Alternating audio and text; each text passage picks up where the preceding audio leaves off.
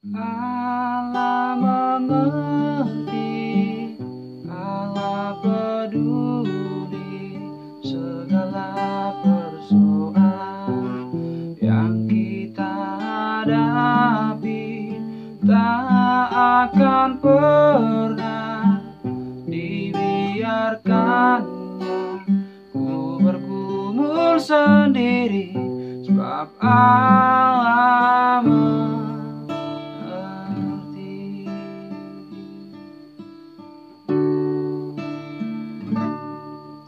Haleluya.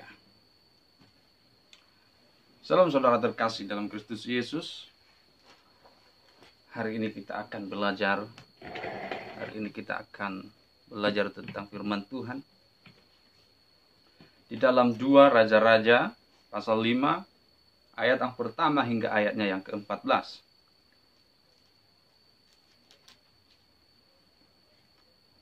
LAI memberikan perikop Naaman disembuhkan. 2 Raja-Raja pasal 5 ayat 1. Naaman, panglima Raja Aram, adalah seorang terpandang di hadapan tuannya dan sangat disayangi. Sebab oleh dia Tuhan telah memberikan kemenangan kepada orang Aram. Tetapi orang itu, seorang pahlawan tentara, sakit kusta. Orang Aram pernah keluar bergelomboran dan membawa tertawan seorang anak perempuan dari negeri Israel. Ia menjadi pelayan pada istri Naaman. Berkatalah gadis itu kepada nyonyanya, "Sekiranya tuanku menghadap nabi yang di Samaria itu, maka tentulah nabi itu akan menyembuhkan dia dari penyakitnya." Lalu pergilah Naaman memberitahukan kepada tuannya, katanya, "Beginilah dikatakan oleh gadis yang dari negeri Israel itu." Maka jawab Raja Aram, "Baik, pergilah dan aku akan mengirim surat kepada Raja Israel." Lalu pergilah Naaman dan membawa sebagai persembahan 10 talenta perak dan 6.000 sikal emas dan 10 potong pakaian. Ia menyampaikan surat itu kepada Raja Israel yang berbunyi, "Sesampainya surat ini kepadamu, maklumlah kiranya bahwa aku menyuruh kepadamu Naaman, pegawaiku, supaya engkau menyembuhkan dia dari penyakit kustanya." Segera sesudah Raja Israel membaca surat itu, dikoyakkannyalah pakaiannya serta berkata, "Allahkah aku ini yang dapat mematikan dan menghidupkan, sehingga orang ini mengirim pesan kepadaku supaya kusembuhkan seorang yang dari penyakit kustanya? Tetapi sesungguhnya, perhatikanlah dan lihatlah, ia mencari gara-gara terhadap aku." Segera sesudah didengar Elisa, abdi Allah itu, bahwa Raja Israel mengoyakkan pakaiannya, dikirimnyalah pesan kepada raja, bunyinya, "Mengapa engkau mengoyakkan pakaianmu? Biarlah ia datang kepadaku, supaya ia tahu bahwa ada seorang nabi di Israel." Kemudian datanglah Naaman dengan kudanya dan keretanya, lalu berhenti di depan pintu rumah Elisa. Elisa menyuruh seorang suruhan kepadanya, mengatakan, "Pergilah mandi 7 kali dalam sungai Yordan, maka tubuhmu akan pulih kembali, sehingga engkau menjadi tahir." Tetapi pergilah Naaman dengan gusar sambil berkata, "Aku sangka bahwa setidak-tidaknya ia datang keluar dan berdiri memanggil nama Tuhan Allahnya, lalu menggerak-gerakkan tangannya di atas tempat penyakit itu, dan dengan demikian menyembuhkan penyakit kustaku. Bukankah Abana dan Parpar, sungai Damsyik, lebih baik dari segala sungai di Israel? Bukankah aku dapat mandi di sana dan menjadi tahir?" Kemudian berpalinglah ia dan pergi dengan panas hati. Tetapi pegawai-pegawainya datang mendekat serta berkata kepadanya, "Bapa, seandainya nabi itu menyuruh perkara yang sukar kepadamu, Bukankah Bapa akan melakukannya? Apalagi sekarang, ia hanya berkata kepadamu, mandilah dan engkau akan menjadi tahir. Maka turunlah ia membenamkan dirinya tujuh kali dalam sungai Yordan, sesuai dengan perkataan abdi Allah itu. Lalu pulihlah tubuhnya kembali seperti tubuh seorang anak dan ia menjadi tahir.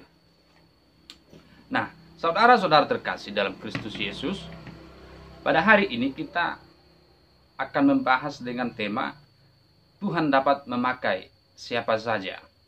Pada zaman sekarang ini banyak sekali orang Kristen, saudaraku. Banyak sekali orang Kristen yang menganggap bahwa pelayanan itu atau menjadi berkat itu hanyalah pekerjaan seorang hamba Tuhan. Hanyalah pekerjaan seorang pendeta, gembala, majelis tua, penatua, parhangir, atau orang yang sudah lama Kristen, atau orang yang tamatan sekolah teologi, atau sekolah Alkitab, atau SOM, dan sebagainya. Mereka menganggap bahwa pelayanan ataupun menjadi berkat itu hanya buat orang-orang yang sarjana teologi atau punya keahlian bakat bermain musik, punya bakat bermain musik atau bernyanyi sehingga dapat melayani di dalam gereja. Nah, saudaraku, ini pendapat ini adalah tidak benar sepenuhnya. Tidak benar sepenuhnya. Memang untuk melayani, memang untuk menjadi berkat, kita harus memiliki skill. Kita harus memiliki pemahaman, pengetahuan yang luas. Kita harus memiliki yang namanya talenta.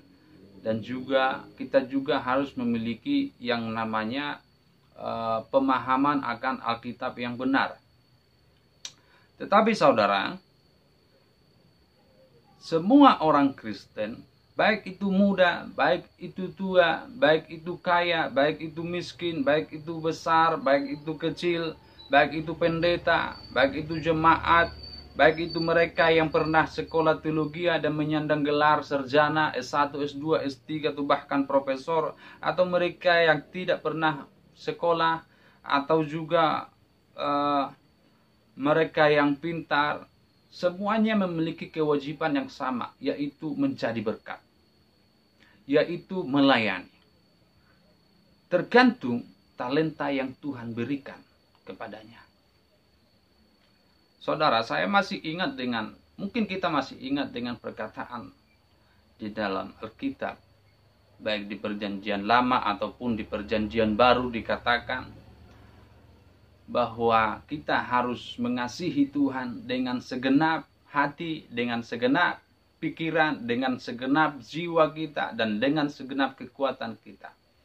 Jadi saudara, mungkin kita tidak memiliki yang namanya pengetahuan yang luas akan kebenaran Alkitab, tetapi kita memiliki hati untuk melayani.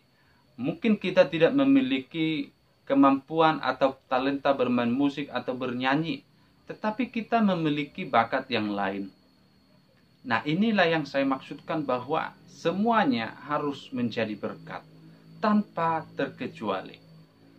Tuhan tidak pernah memandang orang yang akan dijadikan Tuhan ini sebagai berkat dari status sosial ataupun latar belakang pekerjaan. Nah, saudara, di dalam Perjanjian Baru, ketika Yesus memilih murid-muridnya, ketika Yesus memilih ke-12 muridnya, ke-12 muridnya ini memiliki latar belakang dan kondisi ataupun situasi sosial yang berbeda. Mulai dari penjala ikan hingga kepada pemungut cukai. Nah, saudara terkasih, salah satu murid Tuhan Yesus yang pernah sekolah tentang teologi, tentang Alkitab adalah Paulus. Dan itu pun dipilih Tuhan setelah Yesus naik ke surga. Tuhan bisa saja memilih orang-orang kaya, memiliki kedudukan penting di dalam kerajaan, atau orang-orang pintar Atau mungkin juga Tuhan bisa saja memilih salah satu dari para imam sebagai muridnya. Tetapi Tuhan lebih tahu rencana yang terbaik untuk menggenapi rencana Allah akan dunia ini. Semua orang dapat dipakai oleh Tuhan, membawa orang untuk mengalami pertolongan Tuhan. Semua orang dapat dipakai Tuhan untuk menjadi berkat. Semua orang dapat dipakai Tuhan untuk menyalurkan berkat. Nah, dari pembacaan nats kita tentang kesembuhan daripada panglima perang Raja Aram, yaitu Naaman, mari kita melihat peran penting beberapa orang dengan berbagai profesi latar belakang di balik kesembuhan Naaman ini. Yang pertama adalah pembantu rumah tangga. Alkitab mencatatkan ada satu orang gadis yang mereka bawa menjadi seorang tawanan. Ya, ditulis di dalam Alkitab sebagai seorang tertawan. Lalu kemudian mungkin hidupnya di sana sangat diperhatikan oleh Naaman, sangat dikasihi oleh istri Naaman, sehingga pada waktu sakit, pada waktu Naaman menderita ataupun mengalami sakit kusta, Tuhan memakai dia untuk menjadi saluran berkat. Dia berkata, seandainya Tuhan mau ke Samaria, ke nabi yang ada di Samaria itu, maka nabi itu akan menyembuhkan penyakit daripada tuannya. Seorang pembantu rumah tangga yang tidak dianggap, yang sangat hina, seorang budak, didengarkan perkataannya oleh Naaman. Kalau bukan Tuhan yang menyuruh, kalau bukan Tuhan yang bertindak, tidak akan didengarkan itu. Dalam kondisi menderita, dia dapat menjadi berkat. Dalam kondisi dia sebagai budak, gadis ini dapat menjadi berkat. Karena Tuhan dapat memakai siapa saja. Saudaraku, di akhir zaman sekarang ini, di penghujung zaman ini, banyak orang minder dalam pelayanan. Banyak orang minder menjadi berkat, untuk menjadi saluran berkat. Kadang mereka merasa diri mereka tidak layak untuk melayani Tuhan. Karena mereka tidak sekolah teologi, jadi tidak melayani Tuhan di dalam gereja. Jadi tidak melayani Tuhan di dalam pelayanan sehari-hari. Karena mereka miskin. Mereka malu pelayanan bersama-sama dengan orang-orang kaya. Karena status sosial, kedudukan, jabatan, harta. Mereka tidak memiliki apa-apa. Bahkan untuk memberikan persembahan di dalam gereja mungkin mereka harus melipat uang itu, supaya orang tidak melihat, menggenggamnya kuat-kuat, supaya orang tidak melihat nominalnya. Tetapi saudara, kita masih ingat, di dalam perjanjian baru, Yesus melihat seorang yang memberikan 2 keping perak. Dan dia berkata, persembahan orang itu lebih banyak dari yang diberikan oleh orang lain. Karena dia memberikan sebatas mampu dia. Sementara orang lain memberikan atas dasar dia berlebihan. Nah, pemberian terbaik. Inilah saudara, jangan ada alasan untuk tidak pernah melayani, untuk tidak melayani karena kondisi sosial. Karena mungkin kita tidak dianggap orang, atau mungkin kita ini anak baru kemarin sore, baru lulus dari teologi, baru datang dari perantauan, baru bertobat. Ya, memang di dalam perjanjian, di dalam Alkitab, orang yang baru bertobat itu janganlah dikasih pelayanan, supaya dia tidak menjadi sombong dan bermegah atas apa yang dia lakukan. Tetapi kalau dia sudah bertobat selama bertahun-tahun, ya oke, berikan dia pelayanan. Begitu juga dengan orang-orang yang sudah lama mengikut Tuhan. Jangan pernah takut untuk pelayanan. Jangan pernah takut untuk melayani. Jangan berkata, aduh saya ini siapa? Kalau sudah Tuhan percayakan melalui hamba-hambanya, melalui pendeta, melalui gembala, terima dengan ucapan syukur. Buktikan bahwa engkau mengasihi Tuhan. Buktikan bahwa engkau mampu melayani. Buktikan bahwa tidak ada yang salah dengan pemilihan itu. Lalu yang kedua profesi pemimpin. Ya. Kita tahu bahwa Naaman ini seorang panglima perang, seorang tentara daripada Raja Aram. Lalu kemudian dikatakan di dalam Alkitab itu bahwa Aram sangat menyayanginya karena dia beberapa kali memberikan kemenangan atas perang yang dilakoni, yang dilaksanakan oleh orang Aram terhadap musuh-musuhnya. Lalu kemudian saudara, ternyata Raja Aram ini memperhatikan bawahannya. Lalu kemudian dia menolong sesuai kemampuannya. Ketika Naaman memberitahukan kepada Raja Aram bahwa seorang gadis itu yang telah mereka bawa sebagai tawanan berkata demikian, maka dia mengatakan atau memberitahukannya kepada Raja Aram.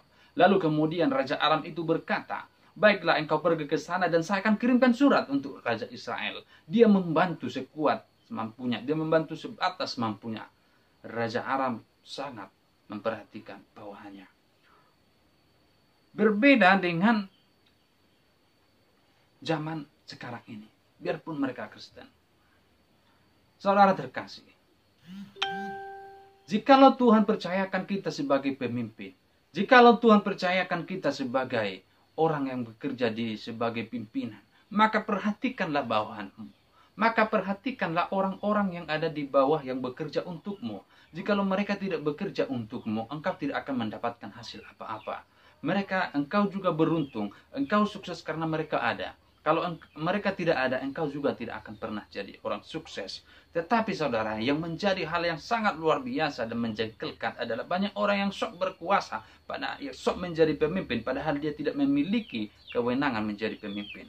Bapak Ibu Saudara, banyak juga para pemimpin yang tidak mau memperhatikan bawahannya, tidak mau memperhatikan rakyatnya. Ketika dia sudah duduk di kursi jabatannya, maka dia melupakan rakyat yang memilih dia menjadi wakilnya. Lalu kemudian saudara, kita harus menyadari bahwa jikalau kita memiliki bawahan, maka kita tentunya memiliki atasan. Jikalau kita memiliki orang-orang yang bisa kita suruh bekerja, maka kita juga memiliki orang-orang atau tuan-tuan kita yang menyuruh kita untuk bekerja, melakukan pekerjaan-pekerjaannya. Jadi, dengan demikian ketika kita sadar dengan hal itu, maka kita akan menjadi pemimpin yang bijak.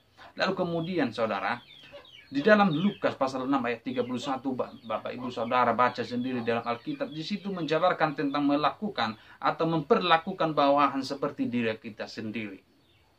Perbuatlah apa saja yang engkau kehendaki, perbuatlah seperti untukmu. Apa saja yang engkau kehendaki orang lain berbuat kepadamu, perbuatlah demikian juga kepada mereka.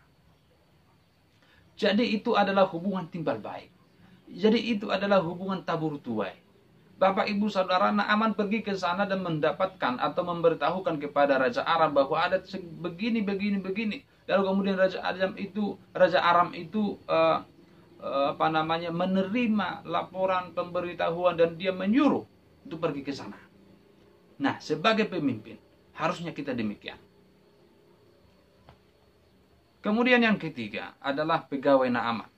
Nah, saudara, ini yang kadang kita lupa bahwa hal-hal kecil seperti ini yang dituliskan oleh Alkitab itu sangat bermanfaat bagi kita, sangat berguna bagi kita. Makanya saudara, saya sangat menyarankan ketika kita membaca Alkitab, ketika kita membaca firman Tuhan, maka jangan lewatkan satu titik pun jikalau kita tidak mengerti. Jikalau kita kurang memahami, maka segera cari penjelasan akan kata-kata tersebut. Tanyakan kepada pendeta, tanyakan kepada hamba-hamba Tuhan, tanyakan kepada gembala, atau bila perlu buka Google, ya, buka Google lalu kemudian searching di sana dan kita mendapat banyak sekali di sana referensi-referensi tentang apa yang kita tanyakan, yang kurang kita pahami. Nah, saudara terkasih, ketika Naaman pergi ke Nabi Elisa, maka Nabi Elisa tidak menemui Naaman. Dia hanya menyuruh suruhannya, yaitu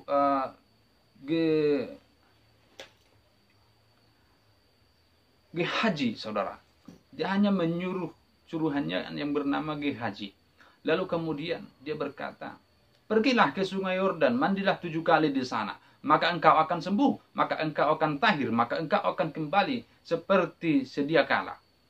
Lalu dengan demikian mendengar perkataan itu, Naaman panas hatinya. Lalu dia bersungut-sungut dalam hatinya dan mengeluarkan sungut-sungut dari mulutnya.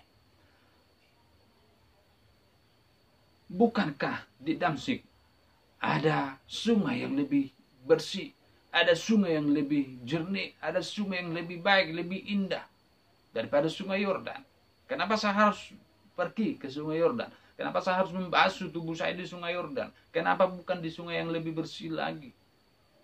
Tetapi lihat, ada seorang pegawai Naaman yang berkata, Bapak, bukankah jikalau Nabi itu berkata untuk Bapak melakukan perkara-perkara yang sukar, bukankah Bapak akan melakukannya demi kesembuhan penyakit kustanya? Sekarang Nabi itu hanya berkata supaya Bapak itu membersihkan diri di sungai Yordan. Jadi kira-kira demikian. Apa salahnya kalau dicoba? Bapak, Ibu, Saudara, jikalau kita sakit, apapun akan kita lakukan untuk memperoleh kesembuhan. Kita berdoa pasti kita berdoa.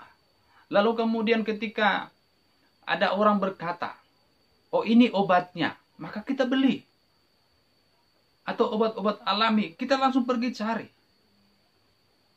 Nah, ada orang lain sakit, katakanlah sakit kanker, tumor, dan penyakit-penyakit yang ganas lainnya. Lalu kemudian dia sudah mulai jenuh, dia mulai bosan dengan penyakitnya karena tidak kunjung sembuh.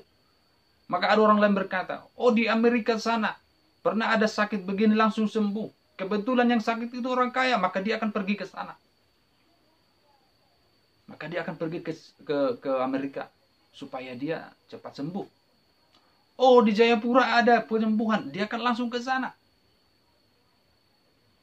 Nah itulah hakikat daripada manusia. Itulah hakikat daripada manusia untuk mencari ataupun untuk memperoleh kesembuhan atas penyakitnya. Nah, itulah yang coba dikatakan oleh pegawai Naaman terhadap dia. Dan Naaman itu mengerti dan mengetahui. Dia paham apa yang dikatakan oleh pegawainya. Oleh karena itu Naaman langsung pergi ke sungai Yordan dan membasuh tubuhnya 7 kali di sana.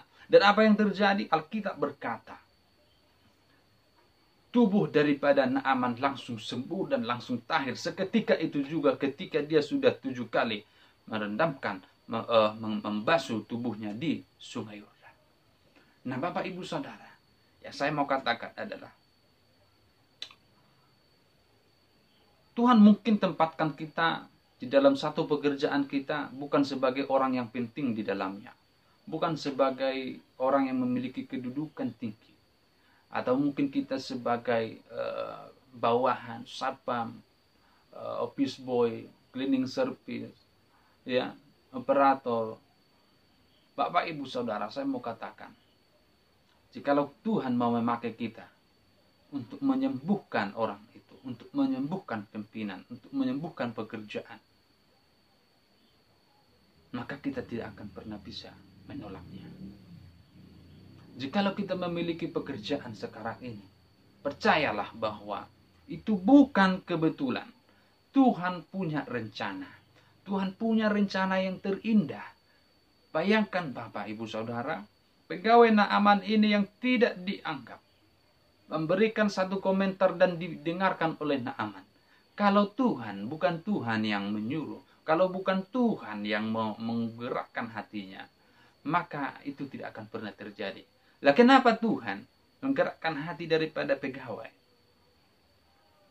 Karena Nabi Tuhan telah berkata supaya dia membasuh tubuhnya di sungai Yordan. Dan ketika dia membasuh tubuhnya di sungai Yordan, maka dan ketika dia tahir, ketika Naaman tahir, maka lihat Lihat di ayat 15. Kemudian kembalilah ia dengan seluruh pasukannya kepada abdi Allah itu. Setelah sampai, tampillah ia ke depan Elisa dan berkata, sekarang aku tahu bahwa di seluruh bumi tidak ada Allah kecuali di Israel. Karena itu terimalah kiranya suatu pemberian dari hambamu ini. Nah, dia berkata, sekarang aku tahu bahwa Allah tidak ada Allah kecuali di Israel. Bahwa Allah orang Israel itu adalah benar. Bahwa Allah orang Israel itu maha kuasa. Lalu kemudian dilanjutkan lagi di ayat yang ke-18.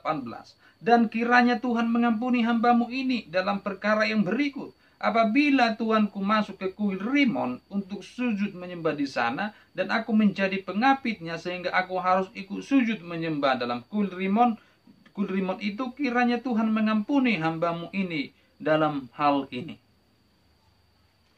Nah, terjadi pertobatan yang luar biasa. Terjadi pemulihan jiwa, terjadi pemulihan pikiran, terjadi reformasi, terjadi pembentukan karakter di sana. Nah, saudara, Tuhan mungkin menempatkan kita di tempat pekerjaan yang tidak dianggap oleh orang lain. Dan bahkan kita mungkin sudah mulai jenuh olehnya.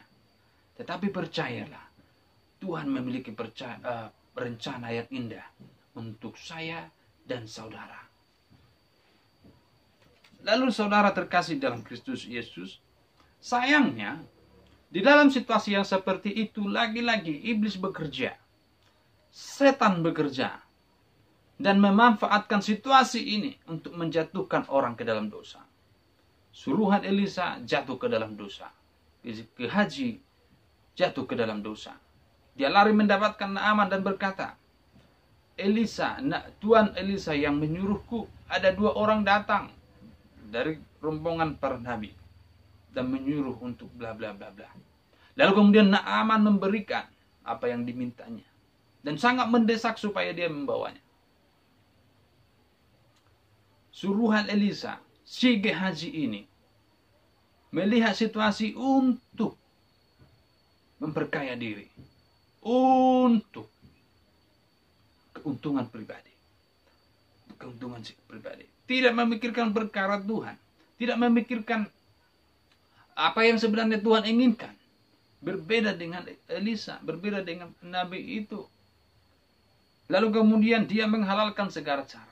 Nah, Bapak Ibu Saudara, dari keempat profesi itu, dari keempat profesi yang ada di pembacaan kita pada hari ini, yang mana yang harus kita pilih? Yang mana kita berlaku sebagai orang Kristen? Apakah kita sebagai pembantu rumah tangga, seorang gadis Israel yang menjadi pelayan istri Naaman? Apakah kita seperti pemimpin, seperti Raja Aram, atau apakah kita seperti pegawai Naaman, atau apakah kita seperti suruhan Elisa? Nah, saudara terkasih, profesi bukanlah menjadi hambatan untuk melayani. Yang melayani bukan hanya mereka yang kaya, yang melayani bukan hanya mereka yang pintar, yang melayani bukan hanya mereka yang menyandang gelar sarjana teologi. Yang melayani bukan hanya mereka yang menyandang gelar evangelis, penginjil, ataupun pendeta. Panatua situa, yang melayani adalah setiap orang Kristen. Di dalam Matius pasal 28 dikatakan, pergilah jadikanlah semua bangsa muridku. Nah, mereka yang mendengarkan itu lebih daripada 500 orang, termasuk diantaranya 12 para rasul. Jadi yang selebihnya adalah orang-orang biasa yang mengikut Tuhan. Tetapi Yesus berkata, jadikanlah semua bangsa muridku, dan mereka semua mendengarnya dan mereka semua melakukannya. Jadi pelayanan bukan hanya untuk gembala, bukan hanya untuk hamba-hamba Tuhan, bukan hanya untuk para pendeta, tetapi pelayanan adalah untuk semua orang-orang Kristen. Masalah justru terjadi dalam hati, bukan dalam profesi itu.